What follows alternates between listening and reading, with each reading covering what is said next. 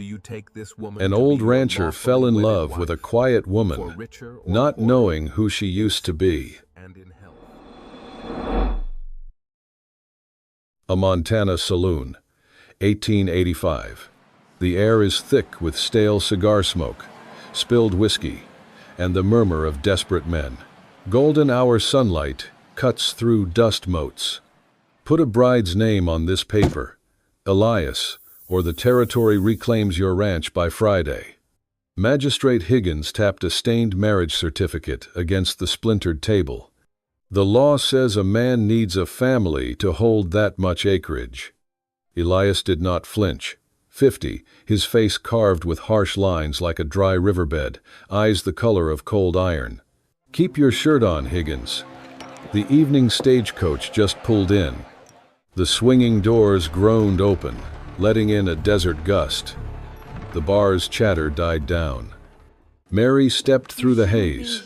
25. Wearing a travel-worn dress, her dark eyes carried a dangerous stillness. She walked straight to Elias's table and took the empty chair across from him. Elias leaned forward, his voice a gravelly rumble. You understand the arrangement? This isn't a romance. You get a roof, a bed, and my name. I keep my land. You ask no questions about my past. I ask none about yours. Deal? Mary did not blink. Where do I sign? Before handing over the pen, Elias reached into his weathered vest. He pulled out a tarnished silver pocket watch. Click. He flipped the metal cover open. Mary reached for the pen, but her fingers froze. Her eyes locked onto the watch. A jagged dent marred its left side. The saloon's ambient noise instantly dropped out. A high-pitched ringing filled her ears. Gunfire. Burning pine. A man in a deputy's coat holding that exact watch as her father bled out on the floorboards. 15 years she hunted the ghost who slaughtered the Miller family. Now, he sat across from her, offering his name. Is there a problem? Elias asked, his steel eyes narrowing. Mary took a deliberate breath. The terrifying coldness returned. Her hand flawlessly steady, she signed the paper. None at all, she murmured smoothly, just admiring the silver. The Elias Ranch, midnight. A desolate wind howls, violently rattling the window panes. The kitchen drowned in darkness, save for a single sputtering oil lantern. Mary stood in the center of the amber glow. From the empty hallway, a massive grandfather clock kept time. Tick. Mary held a heavy crystal glass filled with Elias's bourbon. From her dress pocket, she retrieved a dark glass vial. She popped the cork. Her pulse was dead calm. Tock. She tilted the vial. One clear drop of pure arsenic plunged into the whiskey. Tick. A second drop followed, dissolving into the alcohol without a trace. Heavy boots thudding against the floorboards broke the rhythm. Elias appeared in the doorway, his broad silhouette blocking the pale moonlight. He looked at her standing in the dark, misreading her silence for bridal apprehension. I do not need a lover, girl, Elias stated, his hard voice echoing off bare walls. I need a shadow to keep this house from rotting.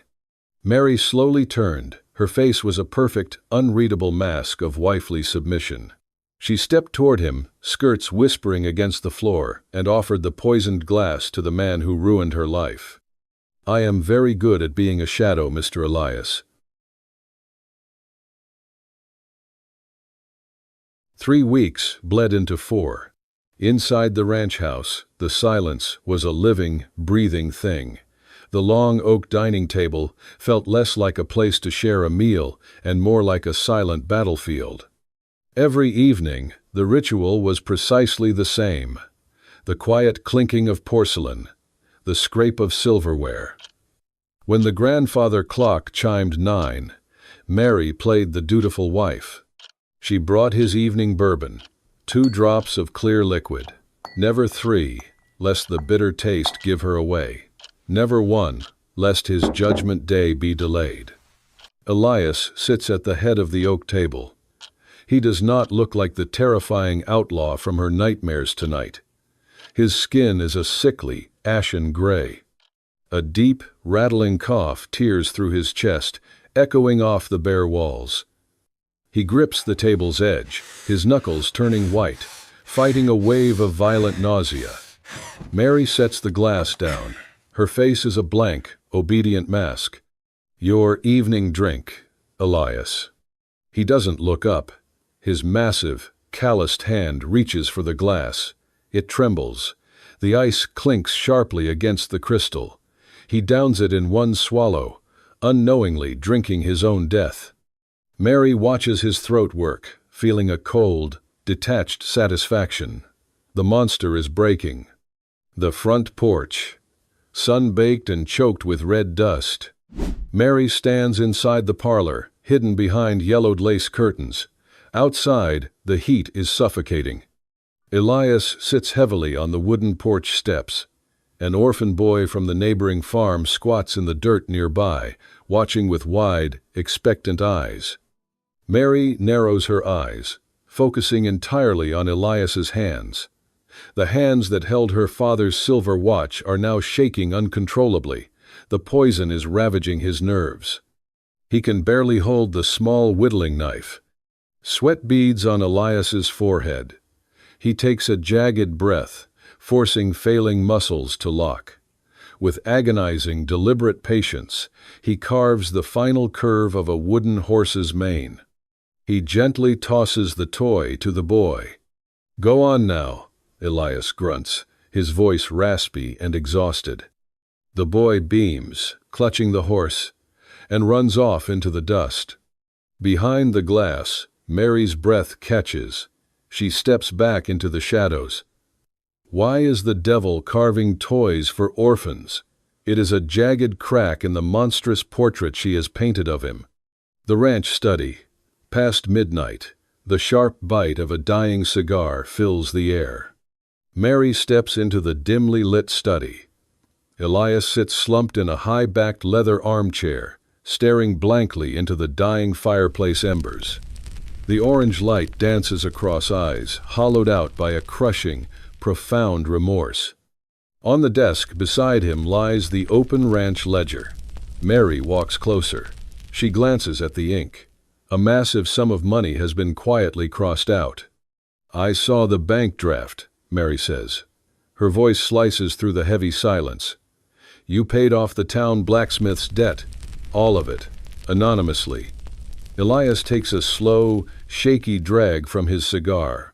He doesn't look at her. "A man in your position should let people know when he plays savior," Mary presses, testing the waters. "Why hide it?" The thick smoke drifts upwards. Elias finally turns his head. The firelight catches his tired, iron eyes. He looks right through her, his voice a low, gravelly whisper that sounds like a confession to the empty room. Because this land has already drunk enough blood from poor men.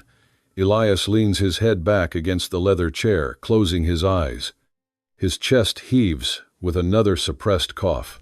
Sometimes, Mary, a sinner just needs to throw his money away to buy the illusion of peace. Late afternoon. A violent dust storm obliterates the sun, the wind screaming through wooden slats. Inside the stable, the air is thick with swirling dirt and the coppery scent of panicked horses. "Hold the line, damn it!" Elias roared over the wind, wrestling a terrified mare into her stall at the far end of the corridor. Opposite him, Mary threw her weight against the stallion's iron latch. Inside, the massive roan thrashed wildly, driven mad by the storm battering the tin roof. "Elias," Mary shouted, "the hinges are snapping. He's going to break through. Get away from the gate, now." Elias dropped the lead and sprinted down the aisle. It was too late. The wooden gate splintered with a deafening crack. The latch exploded outward. Heavy wood struck Mary's chest, violently throwing her backward. She scrambled, coughing blindly into the dust. Above her, the stallion reared, eyes flashing white with terror. Iron-shod hooves descended with lethal force, aimed directly at her skull. Mary threw her hands over her face. A massive silhouette burst through the dust. Elias threw his huge frame horizontally, tackling Mary out of the drop zone and driving her deep into the hay. Simultaneously, the hooves crashed down. A sickening crunch pierced the wind. The stallion's leg caught Elias squarely in the ribcage. He collapsed, a guttural groan tearing from his throat. Yet, even in blinding agony, his arm remained rigidly locked over Mary's head, shielding her until ranch hands rushed in to secure the beast. The storm violently pelts the window panes. By the trembling lamplight, Elias lay shirtless on the iron bed. His breathing was dangerously shallow, each breath a wet wheeze. A horrific, purple-black bruise spread across his right side, skin pulled taut over shattered bone. Mary stood by the bedside, wringing a damp linen rag. She poured a heavy measure of whiskey into a glass. "Drink this," she ordered, masking the tremor in her hands. "It will dull the pain before I set the binding." Elias cracked his bloodshot eyes open, slowly shaking his head. "Take it away. I need a clear head. The storm, the herd. The herd is secured." "You have broken ribs," Mary snapped. "Drink it." I said no. He ground out through clenched teeth. "Just wrap the damn chest." She swallowed hard, setting the glass down. For the first time, she willingly touched the bare skin of the man who slaughtered her family. His flesh burned with fever. Beneath her fingertips, she felt the brutal map of his past, pale bullet holes, jagged scars. It was not the impenetrable armor of a monster, but the failing skin of a broken man. Her hands, the same hands that flawlessly measured arsenic every night, shook violently as she wrapped clean bandages around his torso. Elias flinched, a hiss escaping his pale lips. His trembling hand weakly wrapped around her wrist, stopping her from pulling the linen too hard. Mary froze, refusing to look at his face. "You shouldn't have risked your life for me," she whispered defensively, pulling free. "I am only a contract, a signature on paper." Elias turned his head. His iron eyes found hers, stripped of their usual coldness, leaving only desperate exhaustion. "A man must protect what lives under his roof, Mary," he gasped, his eyelids fluttering shut as another wave of pain hit. "Even if it costs him his final breath." Silence swallowed the room as he slipped into unconsciousness. Mary stood frozen. Down the hall, the grandfather clock chimed. Tick, tock. Her right hand drifted to her apron pocket, fingers brushing the cold glass of the arsenic vial. She pulled it out, holding it up to the lamplight. She stared at the poison, then at the man breathing raggedly on the bed. The monster who murdered her family. The old man who carved a wooden horse for an orphan. The husband who threw himself beneath iron hooves to save a wife he didn't love. The violent conflict suffocated her. A single tear broke free, tracing a hot line down her dusty cheek. Her knuckles turned white around the glass. She squeezed her eyes shut. Slowly, agonizingly, her grip loosened. She lowered her hand, sliding the vial back into her apron. Tonight, the devil would live. The impenetrable, icy wall of her hatred had finally sustained its first massive fracture. The Elias Ranch, front gate, high noon. The sun is a blistering white hole, baking the earth. Heat waves distort the horizon. The air is stifling, heavy with tension.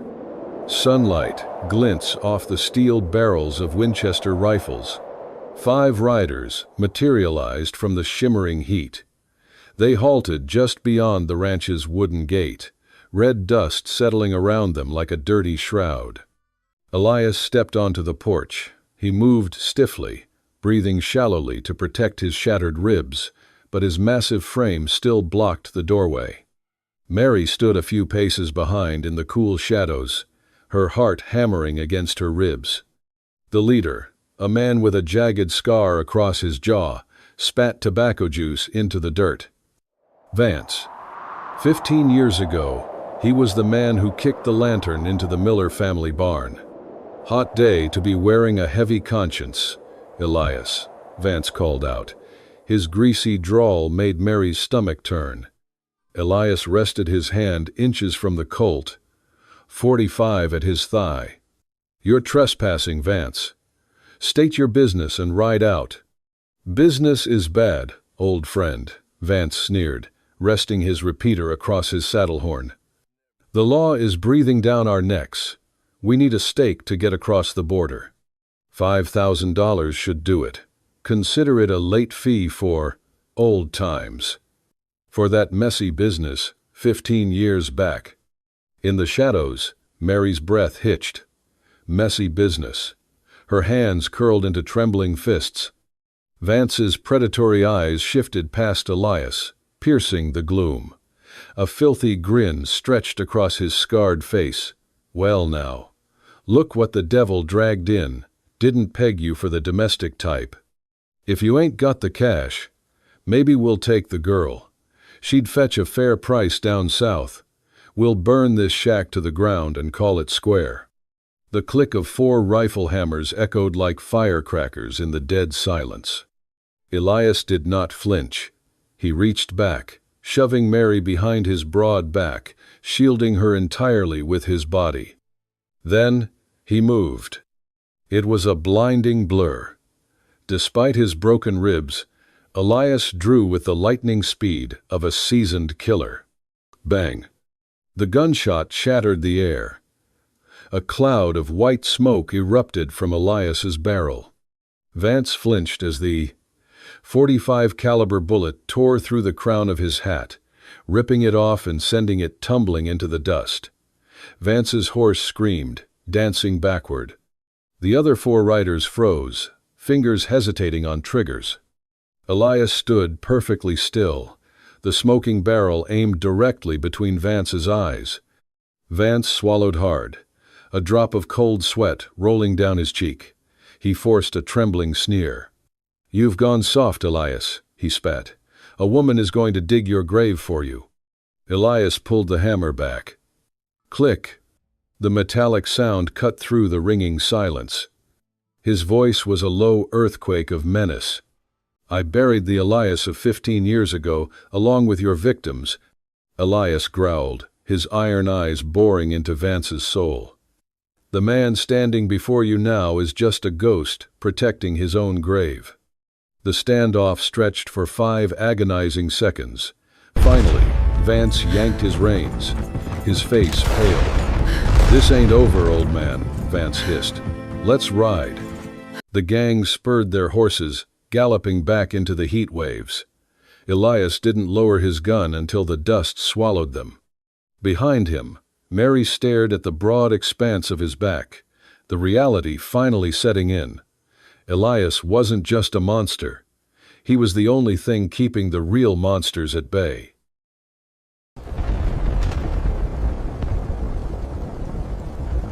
The master bedroom, midnight.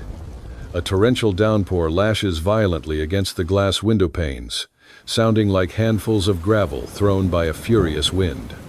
The room is suffocatingly dark, illuminated only by a single, flickering oil lamp and the harsh, intermittent strobe of lightning. A deafening crack of thunder shook the floorboards. Then a heavy, sickening thud echoed over the roar of the rain. Mary sprinted toward the door. Elias lay crumpled on the hardwood floor just outside the bedroom, his massive frame convulsed violently. A dark, horrifying pool of crimson spread from his lips, soaking deep into the wood. He choked, coughing up thick blood.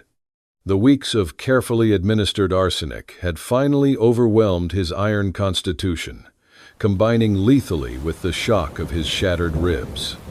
"Elias," Mary dropped to her knees, frantically grasping his broad shoulders. His skin was scorching, radiating an unnatural, terrifying heat. He didn't register her presence. His iron eyes were rolled completely back, trapped entirely in the inescapable nightmare of a decade and a half ago. Mary dragged his seizing body toward the iron bed. Her boots slipped repeatedly on the bloody floorboards. She strained every muscle, finally managing to heave his upper torso onto the mattress. The rain battered the windows in a relentless drumbeat. She grabbed a linen towel, pressing it firmly to his bleeding mouth. "Stay with me," she ordered, her voice trembling wildly. "Elias, look at me." But Elias violently thrashed, throwing his massive hands up to cover his face as if shielding his eyes from a blinding explosion. A guttural, agonizing scream ripped from his bleeding throat. "No!" Elias roared at the empty air, his voice breaking into a desperate sob. "Don't light it. Vance, drop the lantern. There are people inside." Mary froze. The wet towel slipped from her trembling fingers. Elias convulsed, his hands clawing desperately at his own chest. "It's too dark in there," he gasped, pleading with a ghost. "The sheriff. He has the badge. He put the gun right to my head. He made me pull the trigger." Another jagged cough racked his frame, spraying crimson across the white sheets. He grabbed Mary's wrist with a crushing, feverish grip, staring at a towering shadow in the burning barn of his memory. "I didn't know they were in there," Elias wept. The invincible man was crying like a helpless child. "I didn't know there was a family hiding in the straw. The badge made me shoot into the dark, and then Vance through the fire." Lightning flashed, violently illuminating Mary's horrified face. Her breath stopped entirely. Elias's grip on her wrist tightened, his wide eyes suffocating in an ocean of guilt. "That little girl, I saw her crawling from the flames. I couldn't save them. God, I'm sorry. I hunted them down. I hunted Vance's men for 15 years, to pay for it, I swear." His eyes rolled back, and his heavy arm went completely limp, dropping off the edge of the bed. The truth hit Mary with the crushing force of a derailed train. She stumbled backward, gasping for air as the room spun wildly. He didn't order the massacre. He was a rookie deputy, forced at gunpoint by a corrupt sheriff to shoot into the dark, and for 15 years he hadn't been running from justice. He had been delivering it. He had spent his entire life hunting down the men who murdered her family. And she had spent the last month methodically murdering him. "No," Mary whispered, her whole body shaking violently. "No, no, no." She plunged her hand into her apron pocket and pulled out the dark glass vial of arsenic, the poison she had so carefully measured, the righteous vengeance she had been so proud of. With a raw, agonizing sob, Mary hurled the vial across the room. It shattered violently against the stone fireplace, the remaining poison sizzling harmlessly into the cold ashes. She threw herself over Elias's motionless chest, her hands desperately gripping the collar of his sweat-soaked shirt. "You are not allowed to die," Mary screamed over the thunder, tears streaming down her face, pressing her ear to his fading heartbeat. "Do you hear me? I haven't given you permission to die." She scrambled off the bed, kicking aside the broken glass. She ripped open her trunk, tearing frantically through her belongings, until she found her canvas pouch of medicinal herbs, milk thistle, activated charcoal, and yarrow. She had brought them to mask the symptoms of his poisoning, but now they were the only things that could reverse it. She rushed back to the bedside, mixing the crude antidote with trembling, desperate hands. Tonight, the Grim Reaper had come to collect on her contract, but Mary was going to fight him for every single breath.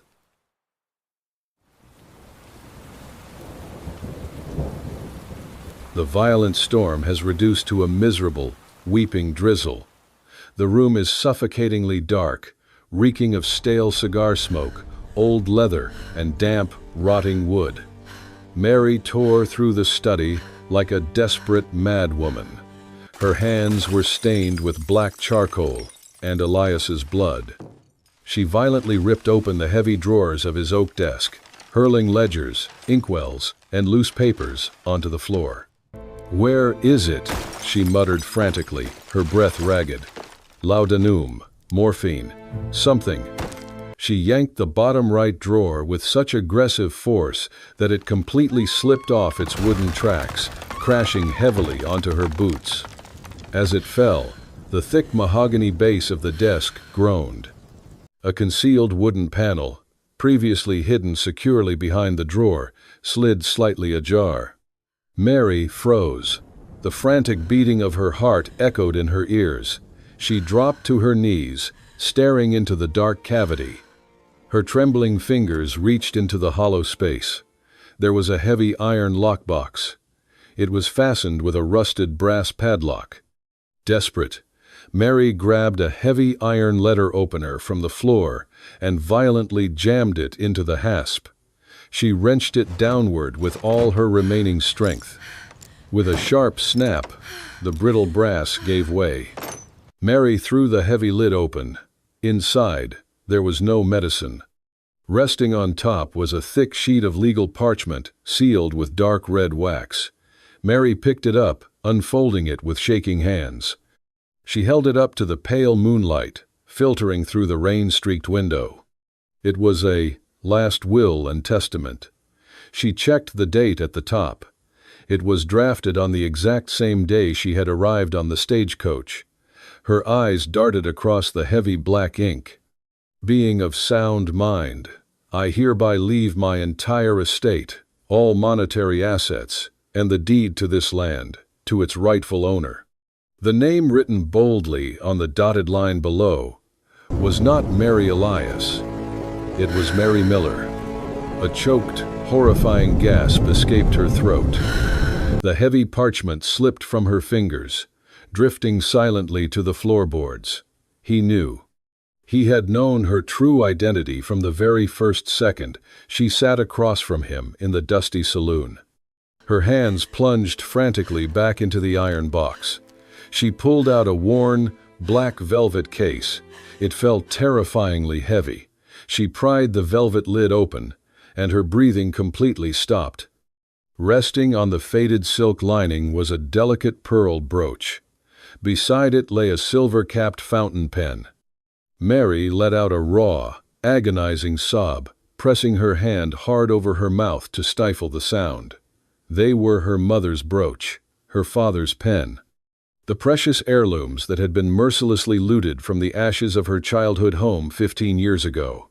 Elias had spent his fortune quietly tracking them down in the black markets, buying them back one by one. And sitting right in the center of the velvet box was the tarnished silver pocket watch. Mary picked it up. The metal was freezing against her palm. She pressed the latch. Click. The cover popped open. There was no glass inside. There were no ticking hands to tell the time. Instead, carefully fitted into the circular casing, was a tiny, faded pencil sketch of a man, a woman, and a little girl standing in front of a wooden barn. It was a crude, desperate drawing of the Miller family, kept close to his chest for a decade and a half. The devastating, earth-shattering truth crashed down upon her. Every single night, when the grandfather clock chimed 9, when she handed him the crystal glass of bourbon, he tasted it. He knew exactly what she was feeding him. He drank the poison not because he was a fool, but because it was her hand offering it. Mary's knees buckled. She collapsed onto the cold, hard floor of the study, clutching the silver watch violently to her chest as if it were a dying bird. Tears streamed down her face in a relentless, blinding flood. "He knew," Mary whispered to the empty, shadowed room, her voice completely breaking under the agonizing weight of his sacrifice. She curled into herself on the floorboards. "From the very beginning, he knew I was a bullet aimed straight at his heart, and he simply tore his own shirt open." The suffocating darkness is violently ripped apart by a blinding, roaring orange flash. The air instantly thickens with the choking stench of kerosene and burning pine. Red firelight dances wildly across the steel barrels of drawn rifles. Mary was still kneeling on the study floor when the first gunshot shattered the parlor window. Crack, crack, crack. Glass exploded into the room. A flaming torch tumbled through the broken frame, landing heavily on the Persian rug. The dry wool ignited instantly. "Vance," Mary gasped, terror instantly snapping her out of her grief. She shoved the silver pocket watch deep into her apron and sprinted down the hallway. Smoke was already billowing from the ceiling boards, thick and suffocating. She kicked open the master bedroom door. Elias was struggling to sit up on the edge of the bed. The fever and poison ravaged his system. He was coughing up dark blood into his hand. "Get up!" Mary screamed, throwing his heavy, burning arm over her shoulder. "They're burning the house down." With a sheer, agonizing act of will, Elias forced his legs to bear his massive weight. Together, they stumbled out the back door into the rear courtyard. The heat was blistering. The massive wooden barn was a towering inferno, sending millions of glowing embers raining down upon them like hellfire. Through the black smoke, the silhouettes of Vance's gang circled the front of the property, firing their Winchesters blindly into the burning house. "The back gate," Elias wheezed, blood trickling from his pale lips. "The stallion." They dragged themselves to the rear corral. The roof of the stable was catching fire, but the massive roan stallion was still tied to the post, screaming in panic. Elias let go of Mary. Drawing upon some impossible, final reserve of adrenaline, he grabbed her firmly by the waist and violently heaved her up into the leather saddle. "Elias, get on!" Mary screamed, desperately reaching her hand down through the swirling ash. "Take my hand!" Elias didn't reach up. Instead, he took a step backward. He grabbed the heavy iron-barred gate of the corral and violently swung it shut between them. Clang! He pulled a heavy chain across the bars, snapped the brass padlock shut, and tossed the key directly into the roaring flames. "What are you doing?" Mary shrieked, her horse dancing erratically as the heat intensified. Elias pulled his Winchester rifle from a nearby scabbard. He turned back to her, leaning heavily against the iron bars. His massive frame was shaking, barely able to stand, illuminated by the apocalyptic glow of the inferno. He was locking himself inside the burning courtyard to become a human shield. Mary threw her upper body over the horse's neck, her bare hands desperately gripping the scorching iron bars of the gate. Tears carved clean lines down her soot-stained face. "Why did you let me do it?" she screamed, her voice tearing over the deafening roar of the fire. "I saw the watch in the study. Why did you drink that glass every single night?" Elias looked up at her.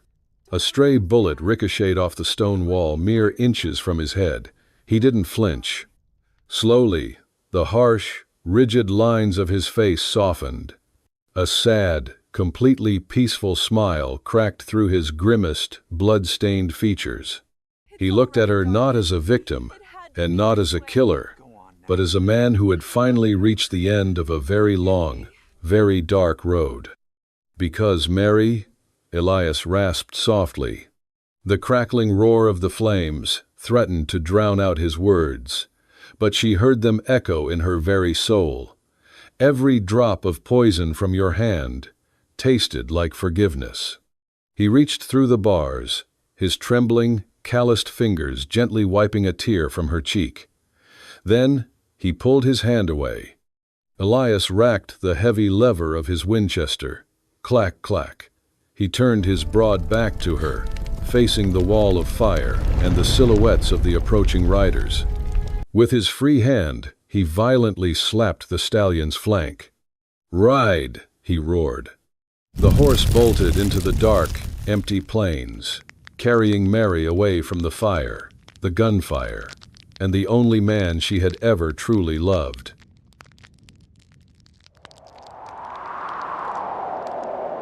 The desolate Montana plains, late afternoon.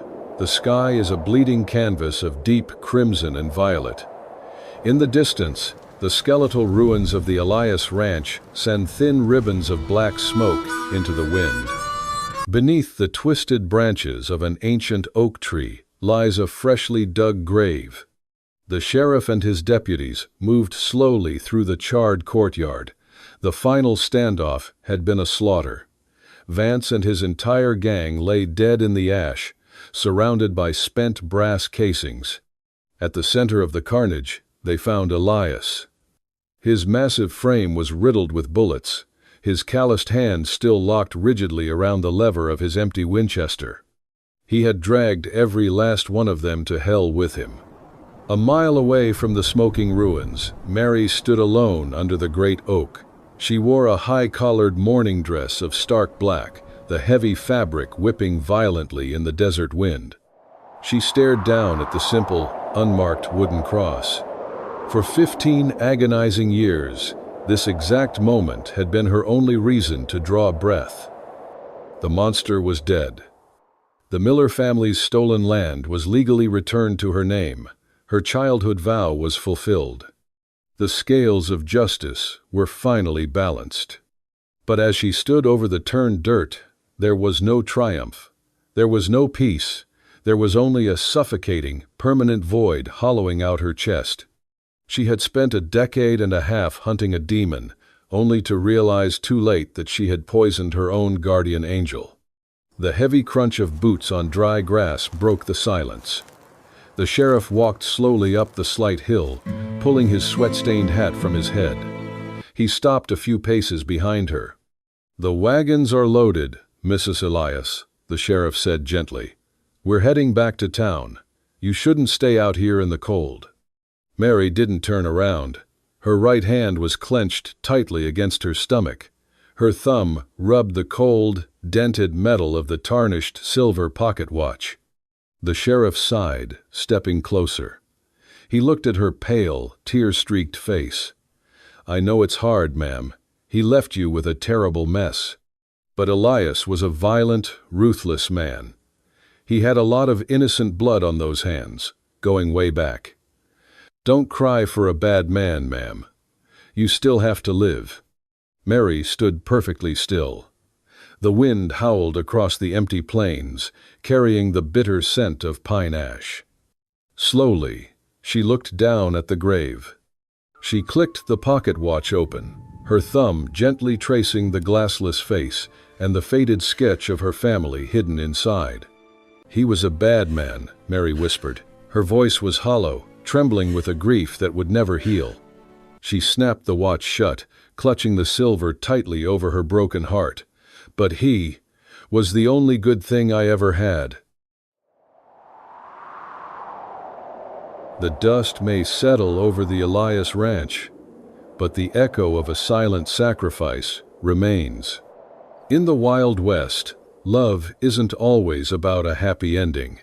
Sometimes it is the heavy price paid for a second chance at redemption. Mary walked away with the land, but she left her heart beneath that ancient oak tree. If this story touched your soul, don't let the trail end here. Subscribe to Wild West Love Stories for more cinematic tales of passion, betrayal, and the ghosts of the frontier. Tell us in the comments, was Elias a monster or a man who simply loved too late? Until the next sunset, keep the fire burning. Subscribe now.